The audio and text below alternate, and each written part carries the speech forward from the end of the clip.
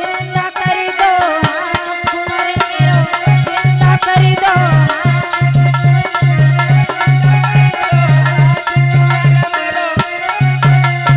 आज मैया कृष्णा श्रावस्ती की गलियों में पागल से भटक रही हैं, अपने बेटे की लाश गोद में लिए हुए रो रही, बिलक रही है, कह रही बहनों मेरे बेटे को कोई बचा लो, एक ही संतान है हमारी, इस संतान के अलावा मेरा इस संसार में कोई नहीं है।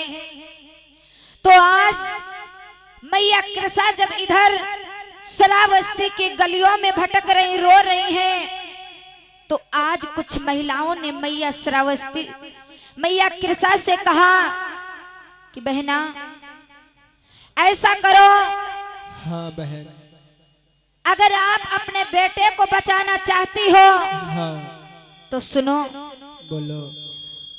ये जो श्रावस्ती में हाँ अनाथ पिंडक का हाँ हाँ दिया हुआ जेतवन बुद्ध विहार है, हाँ उस जेतवन बुद्ध विहार में तथागत बुद्ध बैठते हैं।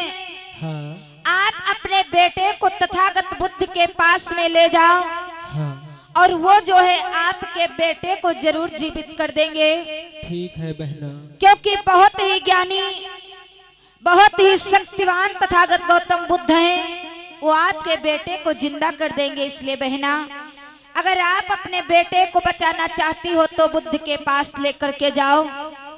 आज एक कृष्णा अपने बेटे को लेकर के तथागत बुद्ध के पास में चल देती हैं। इधर जो अनाथ पिंडक का दिया हुआ जेतवन बुद्ध विहार है, उस जेतवन बुद्ध विहार में तथागत गौतम बुद्ध जी बैठे हुए हैं। आज मैया कृष्णा किस प्रकार से जो है अपने बेटे को लेकर के आज बुद्ध के पास में आती हैं, कैसे कैसे?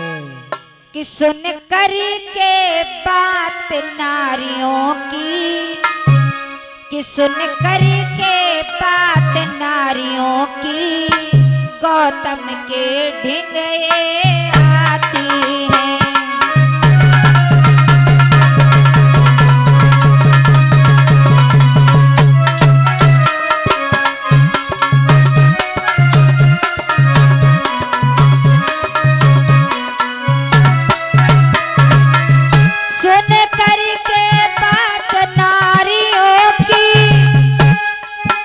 गौतम के ढिंगे आती हैं,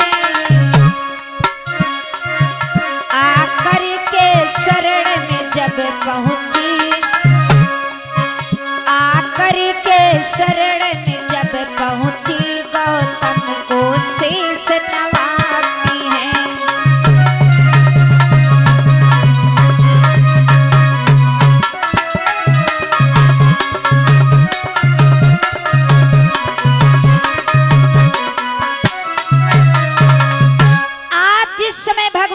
की शरण में अपने मृत्यु बेटे को लेकर के पहुंचती हैं, आज बुद्ध को तुरंत प्रणाम करती हैं। आज कृष्णा जो है हाथ जोड़ करके कहने लगी, भगवान आप हमारे बेटे को बचा लो, बहुत मैंने आपका नाम सुना है और हमें पूरी उम्मीद है कि आप हमारे बेटे को बचा लोगे। मेरा बेटा इस संसार से जो है जा चुका है, मेरे बेटे की मृत्यु हो चुकी है, भगवान आप हमारे बेटे को बचा लो। तो आज सम्यक संबुद्ध ने जिस समय देखा है बेटे को, कृष्णा को जिस समय देखा, भगवान बुद्ध समझ गए कि ये बेटी जो है अपने बेटा के मृत्यु में पागल हो गई है, अपने बेटा के लिए इस संसार में ये पागल हुई भटक रही है। आज भगवान बुद्ध कहने लगे, मैं इसे कैसे समझाऊं? अगर मैं इससे डायरेक्ट कहता हूं कि आपका बेटा नहीं बचेगा तो ये और ज्यादा रोएगी, इसलिए मुझे कोई ना कोई तो उपाय ढूंढना होगा। आज सम्यक संबुद्ध कहने लगे, बेटी आपके बेटे को हम जिंदा कर देंगे, लेकिन तुम्हें एक काम करना पड़ेगा। मैया कृष्णा कहने लगी, कौन सा काम भगवान? आप हमें बताओ, मैं वो काम करने के लिए तैयार हूँ। तो आज सम्यक संबुद्ध कहने लगे हैं, बेटी अगर आप अपने बेटे को बचाना चाहती हो तो सुनो, मुझे थोड़ी सी सरसों की जरूरत है। आप हमें थोड़ी सी सरसों ला करके दे दोगी अगर, तो मैं आपके बेटे को जिंदा कर दूंगा। मैया कृषा ने जब इतनी सी बात को सुना, मैया कृषा कहने लगी, भगवान आपको थोड़ी सी सरसों की जरूरत है, आप कहो तो मैं बोरी दो बोरी सरसों ला करके दे दूं, आप मेरे बेटे को बचा लो। भगवान बुद्ध कहने लगे, मुझे बोरी दो बोरी की जरूरत नहीं है, मुझे थोड़ी सी सरसों आप ला करके दे दो, और सरसों उस घर की होनी चाहिए जिस घर में कभी किसी की मृत्यु ना हुई हो। आज भगवान बुद्ध कृषा को किस प्रकार से धीरज बंधाने के लिए, इस दुख से निकालने के लिए आज भगवान बुद्ध ने कौन सा उपाय ढूंढा है। भगवान बुद्ध कहने लगे, बेटी हमें उस घर से थोड़ी सी सरसों ला कर दो जिस घर में कभी कोई मरा ना हो। आज मैया कृषा कहने लगी, ठीक है भगवान, अगर आपको उस घर की सरसों चाहिए तो ठीक है, आप थोड़ी देर इंतजार करिए, मैं आपको सरसों ला करके दूंगी। आज मैया कृषा जो है भाग पड़ी है, श्रावस्ती की गलियों में जाकर के पहुंचती है। किस प्रकार से आज मैया गुहार कर रही है, कैसे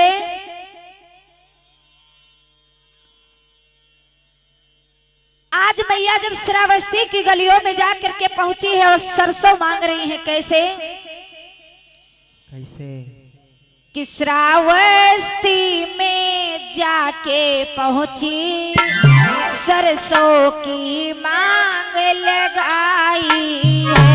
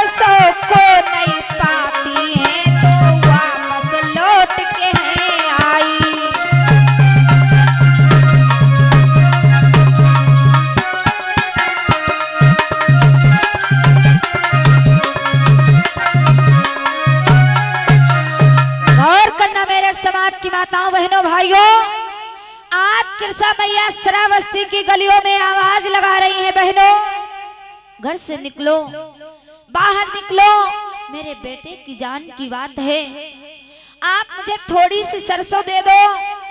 आज जब श्रावस्ती की महिलाएं अपने अपने घर से निकलती हैं, सरसों लेके जब निकलती हैं, तो आज मैया कृषा कहने लगी, बहना सरसों देने के पहले मुझे ये बताओ, कभी तुम्हारे घर में किसी की मृत्यु तो नहीं हुई है?